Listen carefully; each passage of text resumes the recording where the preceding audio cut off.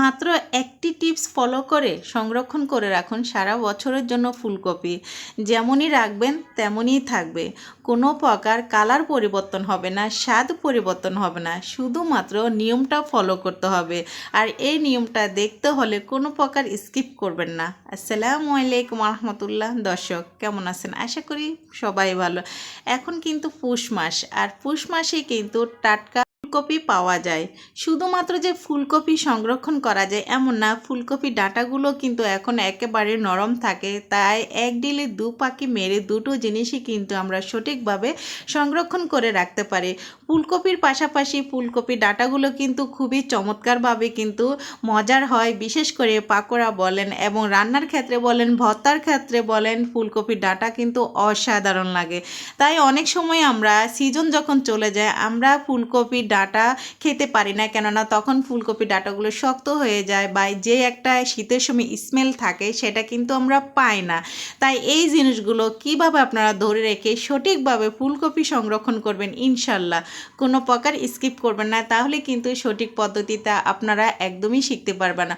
কোনো প্রকার গরম পানিতে সিদ্ধ ছাড়াই কিন্তু আজকে আমি আপনাদের সঠিকভাবে দেখাবো কিভাবে আপনারা ফুলকপি সংরক্ষণ করে রাখবেন। দর্শক, এখানে আমি টাটকা দুটো ফুলকপি নিচ্ছি, আর খুব সুন্দর করে কিন্তু সাইজ করে আমি কেটে নিচ্ছি, কেননা পরবর্তীতে যাতে এই ফুলকপিগুলোর কাটা অথবা কোনো কিছুই করা না লাগে। এখন যে ফুলকপি যে ডাঁটাগুলো থাকে সেখানে কিন্তু কিছু আঁশ থাকে, এই আঁশগুলো কিন্তু দর্শক খুব সহজে কিন্তু নেওয়া যায়, জাস্ট 2 পিস করে ভেঙে ভেঙে কিন্তু আঁশগুলো উঠিয়ে যায়।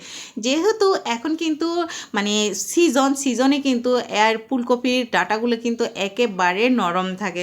সো দর্শক দেখুন, আমি একটা ডাঁটাও কিন্তু নষ্ট করিনি, সম্পূর্ণ ডাঁটাগুলো নিয়ে নিয়েছি। এখন কথা হচ্ছে এই ফুলকপিগুলো এরকমই কালার রেখে কিভাবে আমরা সংরক্ষণ করব। দর্শক, প্রথমত ভাসমান পানিতে খুব সুন্দর করে কিন্তু আপনারা ফুলকপিগুলোকে ভিজিয়ে রাখবেন, কেননা ফুলকপিতে সামান্য পোকামাকড় থাকতেই পারে, বাট এখন সিজনের সময় কিন্তু কখনো পোকামাকড় থাকে না। সিজন থাকা অবস্থায় আসলে আমাদের উচিত হলো ফুলকপি সংরক্ষণ করে রাখা। দেখুন দর্শক, বাসমান পানিতে আমি খুব সুন্দর করে কিন্তু অফ ক্যামেরা আমি ধুয়ে নিয়েছি, আর তৃতীয়বারের মতো পানিটা চেঞ্জ করে আমি এখন নিয়ে নিচ্ছি। আর এই পানি থেকে নিয়ে তারপর আমি যে কাজটা করব, দর্শক দেখুন এখানে কিন্তু আমি পানি থেকে নেওয়ার পর মাশাল্লাহ ফুলকপিটা কিন্তু খুব সুন্দর পরিষ্কার হয়ে গেছে। আর ফুলকপি এমন একটা জিনিস, এটা কিন্তু পরিষ্কারে থাকে, এটা কখনো নোংরা থাকে না, এটাতে কখনো ধুলাবালিও থাকে না। তারপরে কিন্তু আমরা ফুলকপি ধুতে হয়, পরিষ্কার করতে হয়।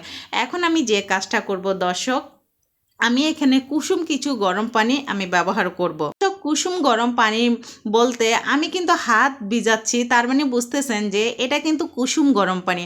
আমরা অনেক সময় সংরক্ষণ করার সময় কি করি, ফুটন্ত পানিতে আমরা ফুলকপি দিয়ে দিই, সে ফুলকপির যে একটা শক্তি অথবা টেস্ট সেটা কিন্তু পানির সাথে চলে যায়। এখন আমি এখানে যে জিনিসটা ব্যবহার করেছি সেটা হলো অর্গানিক বেকিং সোডা। আর এই বেকিং সোডাটা দিয়ে কুসুম গরম পানির মধ্যে আমি খুব সুন্দর করে কিন্তু মিশিয়ে নিচ্ছি। বেকিং সোডা দেওয়ার উদ্দেশ্য হলো দর্শক, অনেক সময় আমরা ফ্রিজে যখন ফুলকপি রাখি, ফুলকপি কিন্তু এক ধরনের ফ্যাকাশে হয়ে যায়, ফুলকপি খেতে মজা লাগে না। তাই এখানে বেকিং সোডাটা দিয়ে কুসুম গরম পানির মধ্যে যখন আপনারা একটু ভিজিয়ে রাখবেন, তখন কিন্তু ওই ফ্যাকাশে ভাবটা একদমই থাকবে না। যাই হোক, আমরা ফ্যাকাশে বলি যে ভাষায় বলেন। আর যে জিনিসটা আমি দিয়ে দিলাম সেটা হলো লবণ। লবণটা দেওয়ার উদ্দেশ্য হলো দর্শক, লবণ দিলে ফুলকপিটা কিন্তু একেবারে টাটকা থাকবে এবং এটা ফ্যাকাশে যে ভাব সেটা কিন্তু থাকবে না। তাই এই দুটো উপকরণ দিয়ে আমি কিন্তু পানিটাকে খুব ভালো করে মিশিয়ে নিচ্ছি, আর মিশার সাথে সাথে কিন্তু অলরেডি পানিটা আরও একটু ঠান্ডা হয়ে গেছে দর্শক। তাহলে বুঝতেছেন যে এটা কতটুকু গরম পানি হবে। দর্শক, এখন আমি যে কাজটা করতেছি, সম্পূর্ণ ফুলকপিগুলোকে খুব সুন্দর করে আমি এই পানিতে মিনিমাম 10 মিনিট জন্য আমি এটা ভিজিয়ে রাখবো। দর্শক, 10 মিনিটের বেশি কিন্তু এটা একদমই ভিজানো লাগবে না। যেটা এখানে পানি যাওয়ার সেটা কিন্তু কপির মধ্যে গিয়ে যাবে। তারপরে আপনারা একটা ঢাকনা দিয়ে এই 10 মিনিটের জন্য এটাকে ভিজিয়ে রাখতে পারেন। দর্শক, ঢাকনাটা না দিলেও চলে, বাট আমি ঢাকনাটা এখানে ব্যবহার করলাম। আমি যখন ফুলকপিগুলো ব্যবহার করতেছি আপনারা লক্ষ্য করলে বুঝতে পারবেন, আমি কিন্তু প্রত্যেকটা ফুলকপিতে যাতে এই পানিটা ভিজে যায় এবং ফুলকপির উপরেও যাতে পানিটা থাকে সেভাবে কিন্তু আমি ফুলকপিটাকে কিন্তু খুব সুন্দর করে ভিজিয়ে রেখেছি। অনেক সময় আমরা এত বেশি ফুলকপি দিয়ে ফেলি যে কারো গায়ে পানি লাগে আবার কারো গায়ে পানি লাগে না। তাই সেক্ষেত্রে আপনারা চেষ্টা করবেন যাতে পানিটা যাতে ফুলকপির মধ্যে খুব সুন্দরভাবে মিশে যায়। তারপর আপনারা যে কাজটা করবেন, প্রত্যেকটা ফুলকপি আবার একটু এপিট ওপিট করে দেবেন যাতে ফুলকপির চতুর্দিকে যাতে পানিটা খুব সুন্দর করে লেগে যায়। আর এই পানিটা যখন ফুলকপির মধ্যে খুব ভালোভাবে লেগে যাবে, তার পরবর্তীতে দর্শক আপনারা যখন এটা সংরক্ষণ করবেন, আমি গ্যারান্টি দিতে পারি মাশাআল্লাহ ফুলকপিটা কিন্তু কোনো প্রকার নষ্ট হবে না, টেস্টেরও কোনো পরিবর্তন হবে না, এটা কোনো প্রকার সিদ্ধ করা লাগবে না। তো দর্শক দেখুন 10 মিনিট পর কিন্তু আমি ফিরে আসবো। মিনিমাম 10 মিনিট চেষ্টা করবেন এই পানির মধ্যে ফুলকপিটা ভিজিয়ে রাখতে। 10 মিনিট পরে এখন যে কাজটা হবে, এখান থেকে ফুলকপিগুলো একটা একটা করে আমি নিয়েই ফেলবো যাতে ফুলকপির মধ্যে কোনো প্রকার পানি না থাকে। দর্শক অবশ্যই চেষ্টা করবেন ফুলকপির মধ্যে কোনো পানি যেন না থাকে। এখন কথা হচ্ছে আপনারা হয়তো বুঝে গেছেন এইভাবে ব্যবহার করলেও হয়তো বা মানে আর কোনো কিছুই করা লাগবে না। ভিডিওটা কোনো প্রকার টানবেন না, টানলে একদমই কিন্তু গুরুত্বপূর্ণ জিনিসটা আপনারা বুঝতে পারবেন না, যে জিনিসটা আপনাদের ফুলকপির স্বাদ কিন্তু 100% ধরে রাখবে এবং ফুলকপির মধ্যে কোনো প্রকার কিন্তু বরফ জমবে না। এখন যে ফুলকপিটা আমি পানি থেকে নিয়েছি, তারপর আমি যে কাজটা করব দর্শক, এটাকে কিন্তু আমি টিস্যু পেপারের সাহায্যে অথবা পাতলা কাপড়ের সাহায্যে কিন্তু আমি খুব সুন্দর করে কিন্তু পানিটা নিয়ে নেব। চেষ্টা করবেন এখানে কোনো প্রকার যেন পানি না থাকে। পানি থাকলে কিন্তু এটা ফ্রোজিং যে একটা ভাব মানে বরফ যেটা সেটা কিন্তু জমে যেতে পারে। তাই চেষ্টা করবেন এখানে কোনো প্রকার যেন পানি না থাকে। পানি যত থাকবে না ততই কিন্তু ফুলকপিটা ভালো থাকবে, টাটকা থাকবে এবং এর স্বাদ কিন্তু কোনো প্রকার পরিবর্তন হবে না। আপনারা চেষ্টা করবেন একবার হলো এইভাবে ফুলকপি সংরক্ষণ করে রাখতে। যেমনই রাখবেন তেমনই কিন্তু ফুলকপি থাকবে 100%। দর্শক দেখুন মাশাআল্লাহ ফুলকপিটা কতটাই সুন্দর হয়েছে এবং একেবারে টাটকা টাটকা ভাবে কিন্তু রয়ে গেছে। এখন যে জিনিসটা আমি এখানে ব্যবহার করব দর্শক, সেটা হলো সরিষার তেল। দর্শক আপনারা অবশ্যই ফ্রোজিং করার আগে প্রত্যেকটা ফুলকপির মধ্যে হালকা একটু সরিষার তেল আপনারা লাগিয়ে দেবেন। এটা এতটাই ম্যাজিকের মতো কাজ করে যে মানে আমার ভালো লেগেছে। আমি কিন্তু গত বছর কিন্তু এইভাবে ফুলকপি সংরক্ষণ করেছি এবং এভাবে কিন্তু আমি খেয়েছি, আমার কাছে খুবই খুবই খুবই ভালো লেগেছে।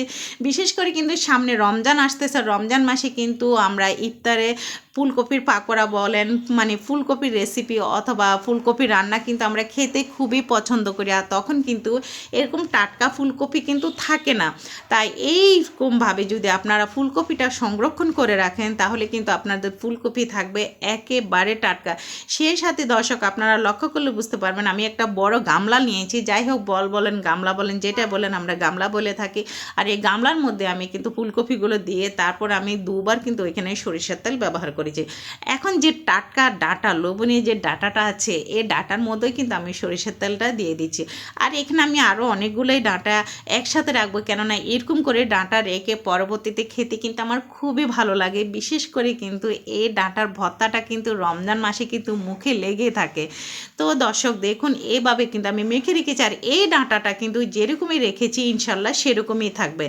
এখন একটা টিস্যু পেপার, যে পেপারটা আমি নিয়েছি দর্শক এটা কিন্তু টিস্যু পেপার না, কেননা টিস্যু পেপার দিয়ে যদি আমরা ফুলকপি রাখি যেই জিনিসটাই রাখি না কিন্তু এখানে কিন্তু মানে বরফ হওয়ার সম্ভাবনাটা অনেক সময় বেশি থাকে। তাই আমি এই পেপারিং কাগজগুলো নিয়েছি। আর এই পেপারিং কাগজগুলো বিশেষ করে কিন্তু আপনারা বিভিন্ন প্লেট বাটি যখন কিনতে যাবেন তখন কিন্তু আপনারা এগুলো পাবেন আর এগুলো কখনোই ফেলবেন না।